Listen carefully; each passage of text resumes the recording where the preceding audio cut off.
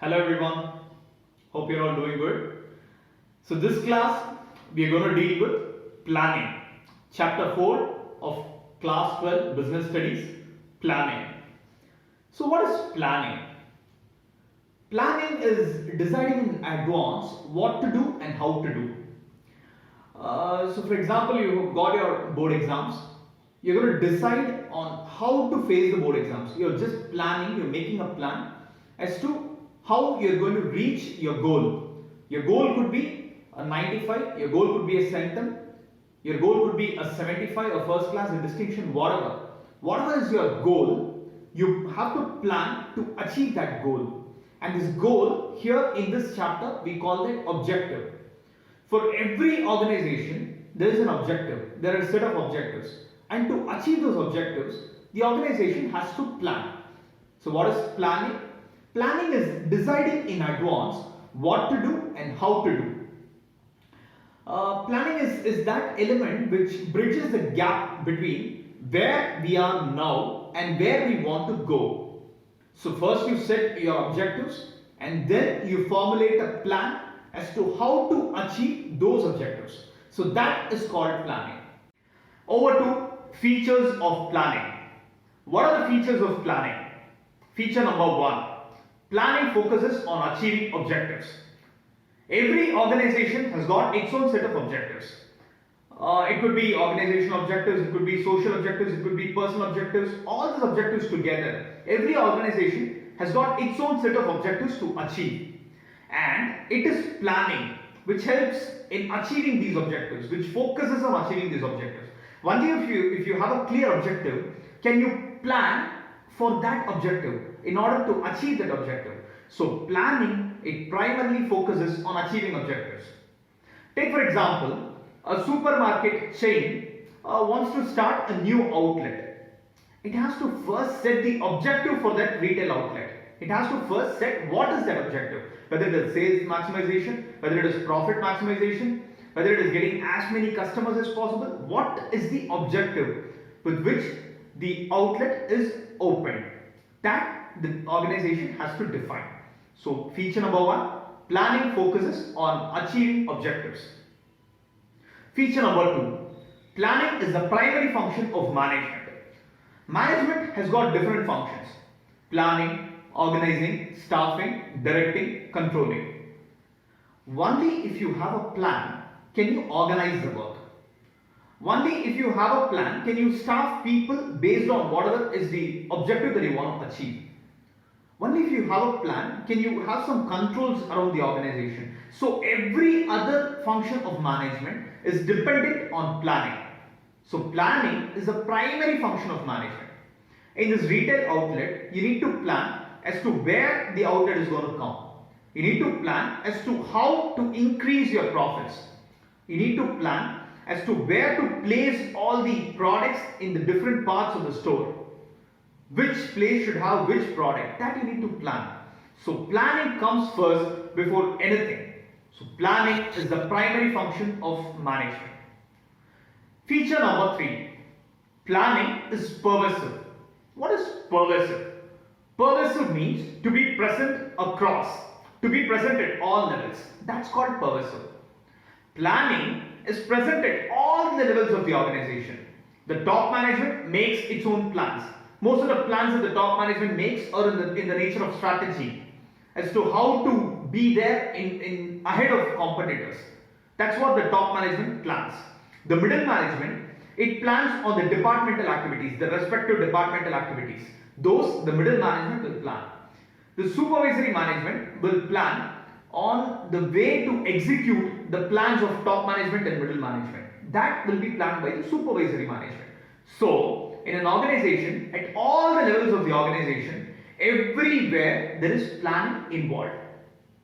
For example, in the retail outlet, the top management decides as to where the retail outlet should be located. That is a strategy that the top management makes. The middle management decides as to how to lure customers, how to bring in customers into your outlet. That the middle management will plan. And the supervisory management will make sure that maximum products are sold to the customers. The customers I mean, maximum billing is done to the customers such that they are happy, they're satisfied, and they keep coming to the same shop again and again. This will be taken care and planned by the supervisory management. So planning is pervasive. The next feature of planning is continuous. The moment you decide to start a retail outlet, you start an outlet. So there is certain planning which is involved. Once you start an outlet, to keep the outlet going, to make sure many customers come into your store, there you require some planning. And once many people start coming into your store, you need to make sure there are repeat customers for your shop and all the customers are satisfied. That you need to plan. You need to make strategies such that people keep coming to your shop on a repetitive basis. So at all levels there is planning, and planning is continuous. It is not like once you achieve a certain objective, it ends there. The next objective crops up, and to achieve that objective you need to plan. And once that is achieved, the next objective comes in. So objectives of the organization keep coming in, and planning has to go on. So planning is a continuous process. The next feature of planning is futuristic. You don't plan for your past, or you don't plan as to how to react in the present. You just plan as to how to react to the future. Whatever are the lessons that you have learned in the past, you plan based on those lessons in the present so as to face the future. Because planning is all about achieving the objectives that you have set for your future. So planning is futuristic. The next feature of planning involves decision making. When you plan, you make different alternatives. It is not, planning doesn't end with one solution. You make different alternatives. Can we do this? Or can we do that? What about doing this? What about doing that? What are the pros and cons of doing this? What are the advantages and disadvantages of taking up this plan? You make different alternatives. You make different alternative courses of action. You plan for different things. And based on that, you select something. You evaluate all the things that you have planned, all the alternatives that you have to achieve the objective, and finally you select one. You pick one. You take the decision to pick one and you decide one. And that is why planning involves decision making. It's not a case where you can pick up everything. You'll have to pick up one thing. And that's why planning involves decision making. The last one is planning is a mental exercise. For example, the organization plans to start a new retail outlet. It plans to employ 1,000 people, or say for example 200 people in that outlet. And it plans to pay a salary of at least on an average 20,000 or 15,000 for each employee in the organization on an average. When you're planning for all this, it doesn't mean you're actually shelling out money, you're actually paying people. You're actually starting that outlet, you're actually fixing that outlet in that place. It is not like that, you just plan. Planning is more of an intellectual activity that requires a lot of brainstorming, that requires a lot of mental capability. It is not a physical exercise, but it is a mental exercise which involves a lot of thought process, which involves a lot of intellectual inputs that come into picture. So planning is a mental exercise. Let's go in for a revision on the features of planning. Feature number 1, planning focuses on achieving objectives. Feature number 2, planning is the primary function of management. Feature number 3, planning is all pervasive. Feature number 4, planning is continuous. Feature number 5, planning is futuristic. Feature number 6, planning involves decision making. And feature number 7, planning is a mental exercise. Next, importance of planning. Why is the function of planning important to management? Planning provides directions. For example, you're going to face your exams.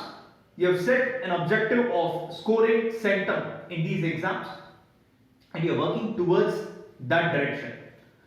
So when you sit and plan as to how to score a centum in your exams, you'll sit and plan. When you formulate a plan, It will take you, it will show you the path, the directions as to how to achieve that ultimate objective of a center.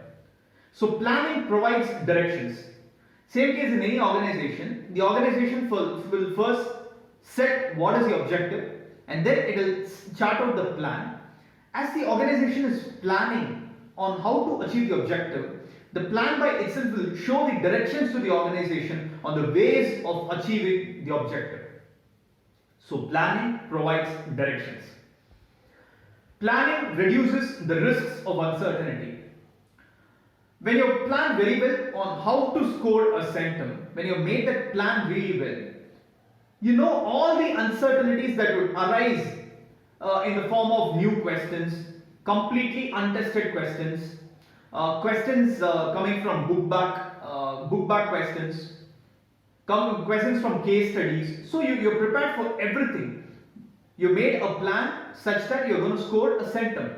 When you have such a plan, then it will reduce the risk of uncertainties that could arise in future.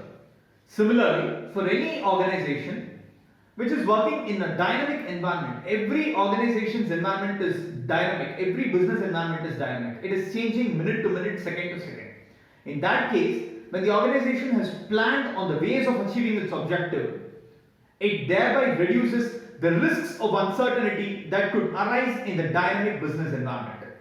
So planning reduces the risks of uncertainty.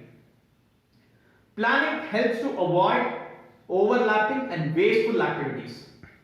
Now, you have planned for your exams. You have planned on ways of scoring a centum in your exams.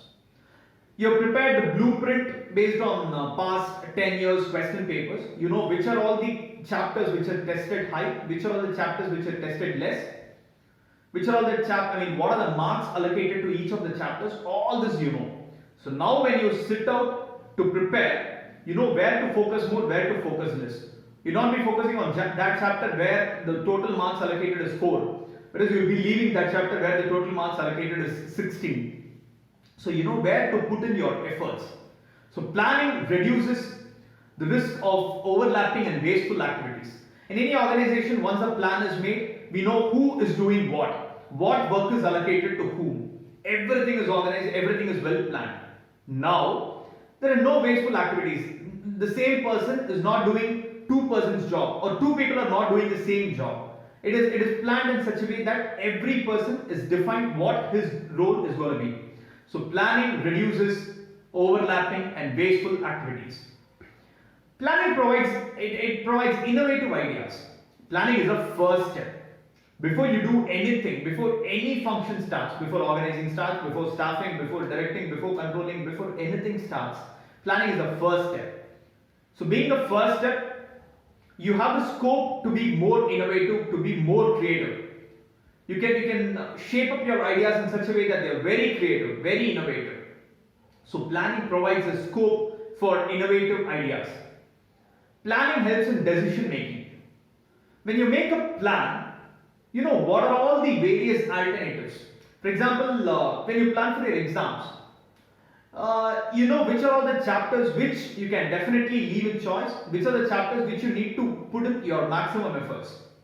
When you're sure that in this chapter only a choice question will be tested, you can confidently leave that particular chapter and you can focus on the other chapters. You can put in more efforts on the other chapters. You can decide on which chapter you're studying, which chapter you're leaving. So planning helps in decision making. Similarly, in any organization, once a manager has charted out a plan, he's got various alternatives. Of those alternatives, the planning, the pros and cons which you have stated in your plan, it helps you to decide which is the final alternative with which you are going, which is the final plan that you are making and you are hitting the go button. So planning, it helps you in decision making. And the last one is planning establishes standards for controlling. So what do you mean by controlling? Controlling is comparing the actual action with the standards which are set. And planning is that area, is that function where you set standards. You know what your objectives are. You set your standards, all your standards are already set. You plan for all your standards. And then ultimately, the function is executed, ultimately the thing is executed, the work is executed, you know whether you have met those already set standards or not. How much you're falling short, why you're falling short, you'll have scope for all that. You'll have scope for all that analysis. And to do all that analysis, you should have some set standards which are done at the time of planning. So at the time of planning, in case of scoring a centum, you know you have already planned, you know how much hours of efforts to put in each chapter. And at the end of the day, in case you end up with a 95, you know where, I mean, you will have an analysis to make as to where you went wrong. You know what are all the steps you need to do in case you want to score a ton. What are all the steps you actually did and why you lost that 5 marks in between. That you'll be able to analyze if you already have a plan. So planning helps establishing standards for controlling. In any organization, say the budget which is set for sales and marketing is say 2 million. But the organization has actually spent about 5 million on sales and marketing. And now, because there is a budget, you know as to why that excess of 3 million has gone. You sit and you're able to analyze on the controlling part. And this is because you already had a plan which establishes the standards for controlling. So planning establishes standards for controlling. So now let's go in for a revision of all the points in importance of planning. Point number 1, planning provides directions.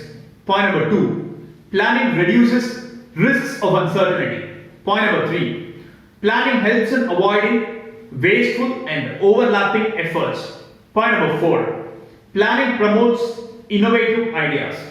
Point number 5, planning helps in decision making. And point number 6, planning establishes standards for controlling. Over to limitations of planning.